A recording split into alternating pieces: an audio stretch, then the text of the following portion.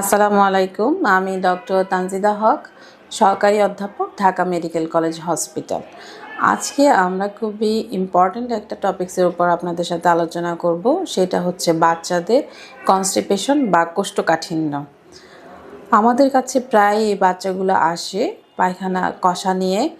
পায়খানা কষার দুইটা কারণ হতে পারে, একটা হতে সার্জিক্যাল কারণ, দুইটা কারণ হতে পারে, ফাংশনাল কনস্টিপেশন অথবা হার্শপ্রাং ডিজিজ।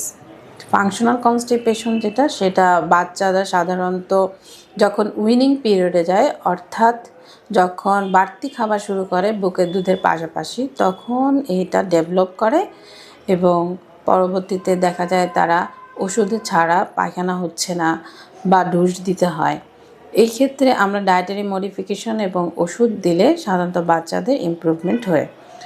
কিন্তু হার্শপ্রাং ডিজিজের ক্ষেত্রে দেখা যায় বাচ্চা জন্মের 24 ঘন্টার পরে তাদের প্রথম পায়খানাটা হয় এবং পরবর্তীতেও তাদের পায়খানা করার জন্য ডুশ, পানের বোঁটা বিভিন্ন ধরনের ইউজ করতে হয়। সেক্ষেত্রে আমরা বাচ্চাদের বিভিন্ন টেস্ট করে থাকি, এক্সরে, এক্সরে এবং পায়খানার রাস্তা থেকে মাংস পরীক্ষা করে আমরা শিওর হই এবং যদি হার্শপ্রাং ডিজিজ এটা ডায়াগনোসিস হয়, সেই ক্ষেত্রে এটা অপারেশনের প্রয়োজন পড়ে। এইটা 1 স্টেজও করা যায়, আবার 3টা স্টেজেও করা যায়।